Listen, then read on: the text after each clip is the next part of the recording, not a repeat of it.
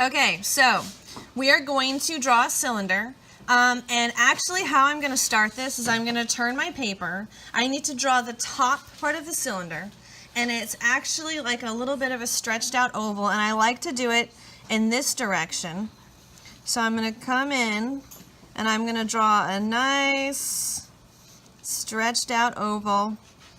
I do light pressure. Okay, that way if I make a mistake, because it's natural, because I'm a human, that's okay, I can fix it. It's thinner on the edges, and then gets a little wider in the middle, but it's like if you took a circle and you just stretched it out, okay? That's what you want.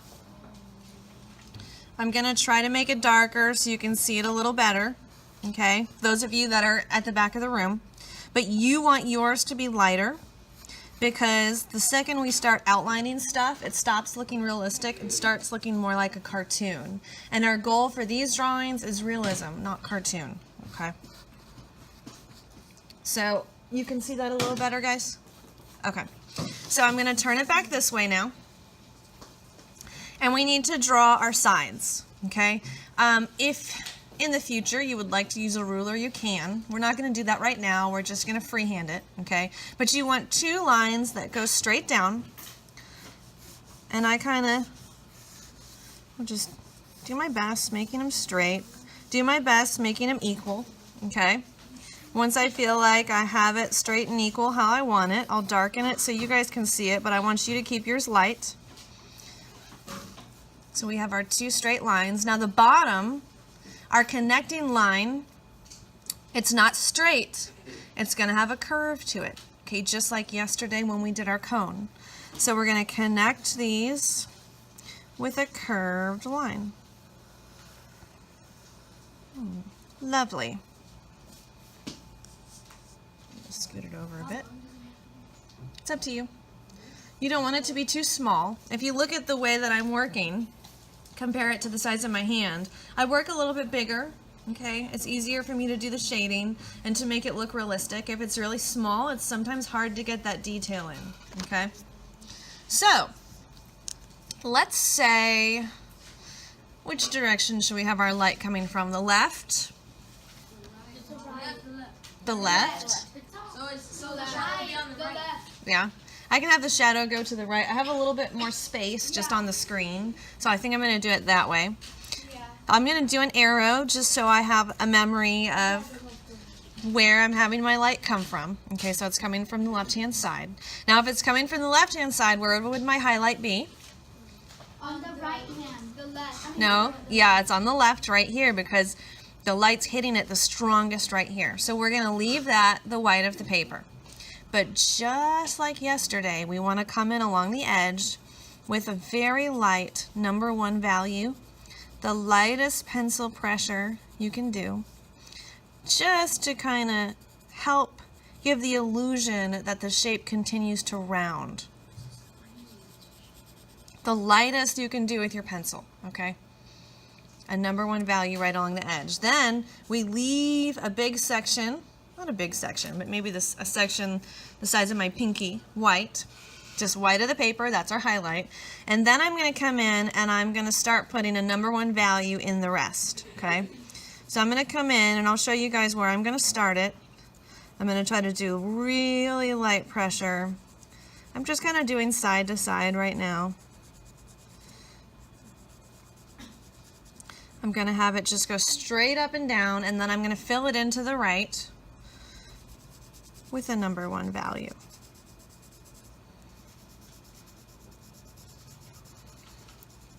The thing that I see people doing the most that I would say is ineffective is rushing, okay?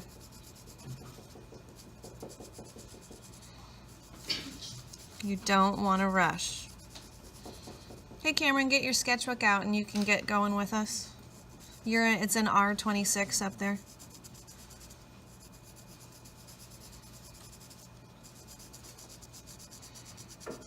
So I'm just taking my time.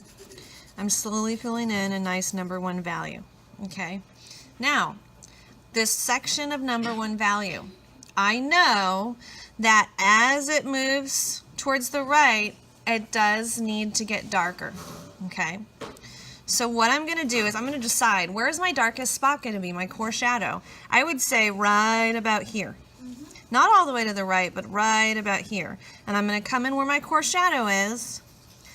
I'm going to start using my little circles now because I kind of feel like it's time.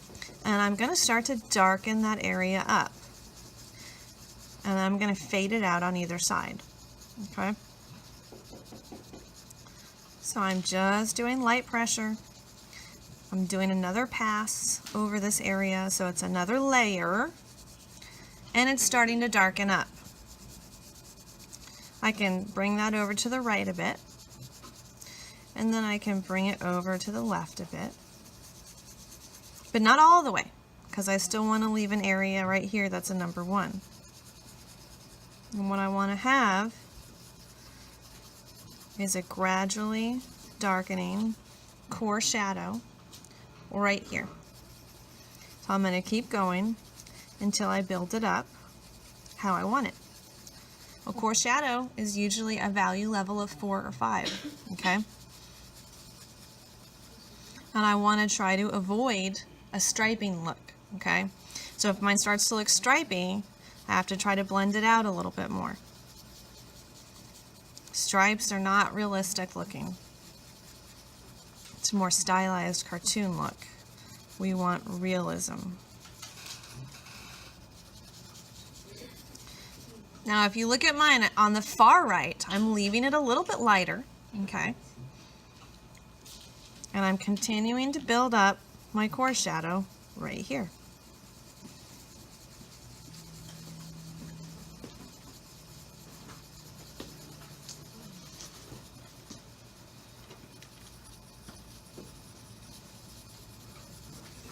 I'm taking my time, because if I rush, it's not going to turn out.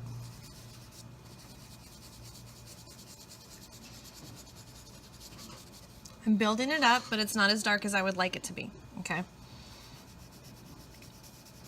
So I'm going to carry on, and I can start pushing a little harder with my pencil to build that value up a little quicker.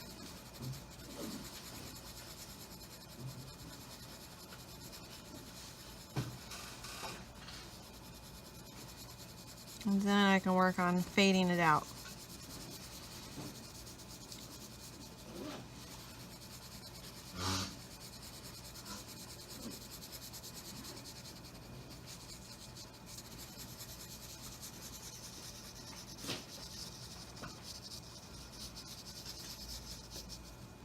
It's starting to look better. I could continue to build the value if I wanted to. It is a wide shape, so it does have quite a bit of space. I'm going to take my time to make it look perfect, or I guess as perfect as I can. Doing the best that I can with my hands.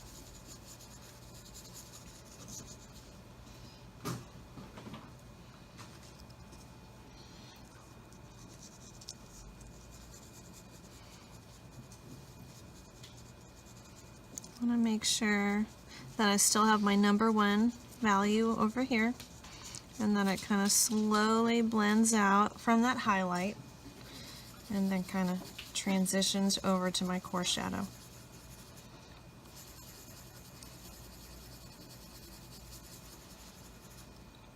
I'm not using my fingers or a tissue because I can do this with my pencil, which is how I prefer you to do it, okay? That's the real skill.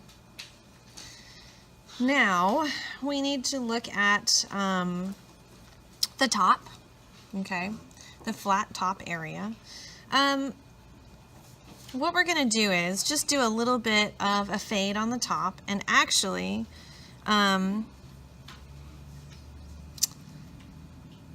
because of the way the lip of this is, we actually put a little shadow right along that edge. Because I would say maybe if the light's coming from here and it hits, there's going to be like a little bit of shadow up here. And then I would say a little bit more shadow over here. And it's slight. It's all level 1 value that we're throwing in there. Okay, not a whole lot of value on this top.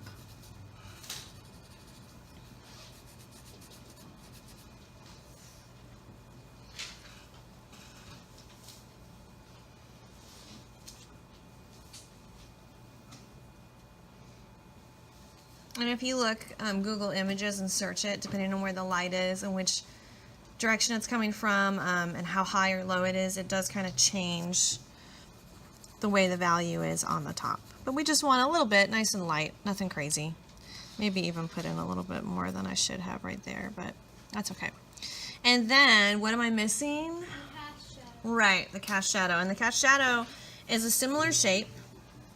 So we could have our cast shadow, I would say, kind of going out in this direction. The cast shadow is actually going to get a little wider as it gets farther away from the shape, okay? So it starts right about here, okay? And then it's going to kind of go up a little, and it's going to start right here, right at the center bottom, and then it's going to go out a bit, kind of like the beam of a flashlight, okay? So our cast shadow does kind of spread out a little bit as it gets farther away, and then the cast shadow also will kind of fade. It'll start very strong, and then it'll kind of fade away as it goes, and we really don't want it to be outlined.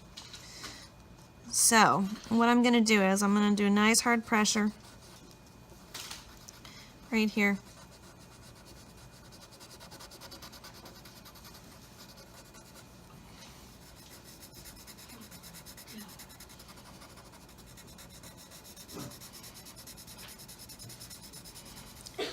I see a lot of people in my classes to rush the cast shadow, and they make it like scribbly, which then totally ruins the drawing because it makes it look unrealistic.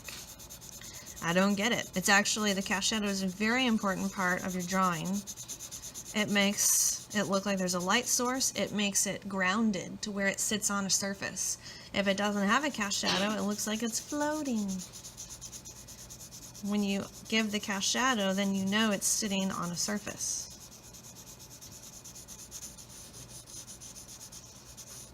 Here's what I'm going to do. I'm just going to carry this shadow on. Then what I'm going to do is I'm going to take my eraser, and I'm going to kind of erase my edges in with my eraser. And then I get a nice, crisp shadow. I want to be careful when I rub it too with my hand because I don't want to smudge a whole lot of stuff. But there, I think that kind of makes it look a little bit nicer. Not bad. Not bad. Thank you. Could definitely be more perfect. You know, there's always room for improvement, but that is a pretty decent cylinder, okay?